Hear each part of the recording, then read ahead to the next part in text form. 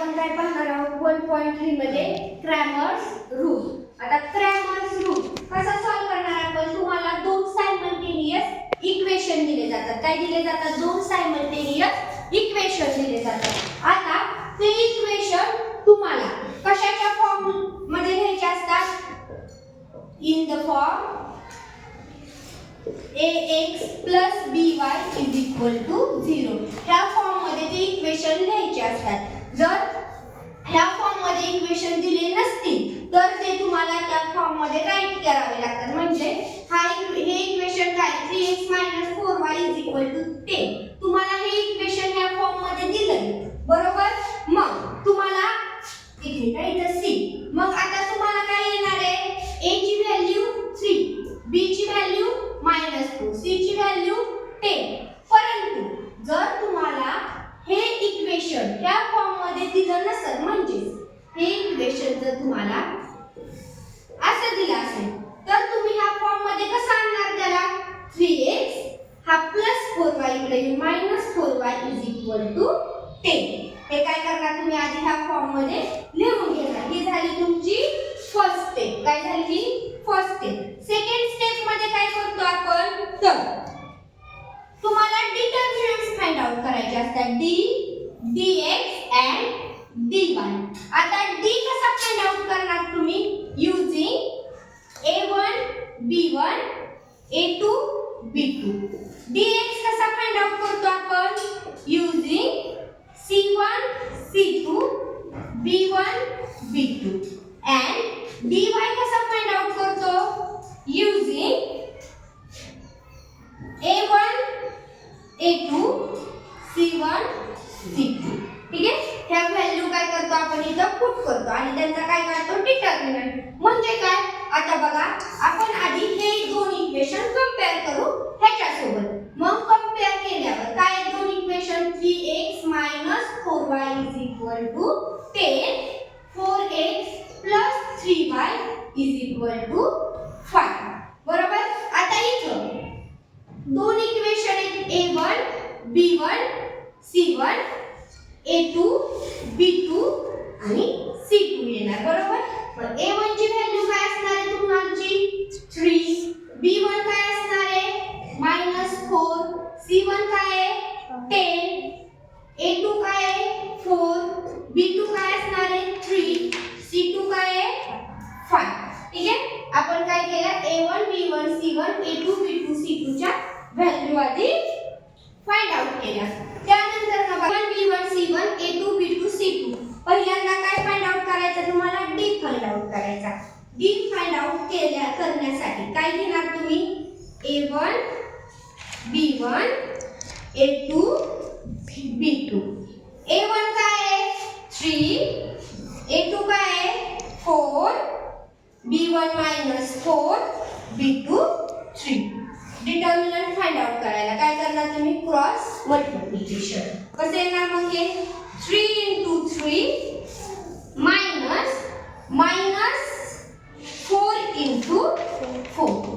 काय येणार? 3 3 चा 9 -4 × 4 16 as it is. आता इथं मायनस प्लस. मग काय होणार आहे? 9 + 16 = 25. तुमचा d काय आला आहे? 25. समजलं? आता बघा d कसा फाइंड आउट करतो आपण? तुम्ही ज्या व्हॅल्यू काढले a1 b1 c1 a2 b2 c2 कशात कोणत्या इक्वेशन सोबत कंपेअर करून? ax + by = c सोबत. ठीक आहे. x व्हेरिएबलच्या कोएफिशियंटला काय म्हणणार तुम्ही? a. y व्हेरिएबलच्या कोएफिशियंटला काय म्हणणार तुम्ही? b. पण इथं दोन इक्वेशन दिले सायमल्टेनियसली म्हणून तुम्ही पहिल्या इक्वेशन साठी काय घेतलं? a1 b1 c1. Second equation साठी काय घेतलं? a2 b2 c2. आता d फाइंड आउट केला आपण. त्यानंतर आपण फाइंड आउट काय करणार आहे? dx.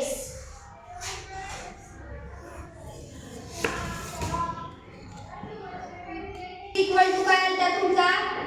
25. आता त्यानंतर ना फाइंड आउट काय करायचं आपल्याला? dx. dx साठी काय घेतो आपण? x दो व्हेरिएबल आहे त्याच्या समोरचे कोएफिशियंट कोएफिशियंट घेत नाही. म्हणजे काय घेणार नाही आपण 3 आणि 4 घेणार नाही. काय घेणार C1 C2 B1 B2. C1 C2 काय आहे 10 5 -4 3 -4 3. आता ह्याचा डिटर्मिनंट कसा फाइंड आउट करणार dx = 10 into 3 minus 4 into 5. Cross multiplication केलं 10 3 30 minus 4 into 5 20 minus minus काय येतं प्लस 20. 30 प्लस 20 किती येणार 50. dx ची व्हॅल्यू काय आली आपली 50. dx काय आला 50. आता त्यानंतर आपल्याला अजून काय फाइंड करायचं dy.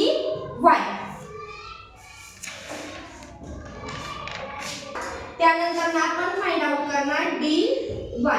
dy फाइंड आउट करताना आपण y समोरचे कोएफिशियंट घेत नाही. म्हणजे काय b1 आणि b2 काय करतो आपण स्किप करतो आणि काय घेतो a1 a2 c1 c2. a1 काय आहे 3 4 c1 c2 काय आहे 10 5. dy = 3 into 5 minus 10 into 4. 3 into 5 50 minus 10 into 4 40. 40 plus minus minus subtraction केल्यावर किती येणार आहे तुमची 25 प्लस मायनस मायनस बिग नंबरचा साइन मायनस. dy किती आला मग तुमचा 20 minus 25.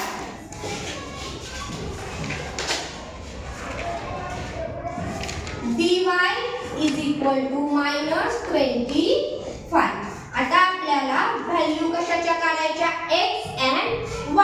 तर x साठी काय फॉर्म्युला आहे dx/d.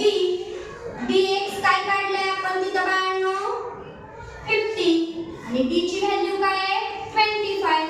25 2 चा किती असतो 50. मग x = काय आलं 2. सेम तसंच काय काढायचंय आपल्याला y. y = dy/d. dy काय आहे -25/25. 25 ने 25 ला डिवाइड केलं किती येणार आहे 1 आणि हा मायनस y किती आला तुमचा -1. x y 2 - 1 is the solution.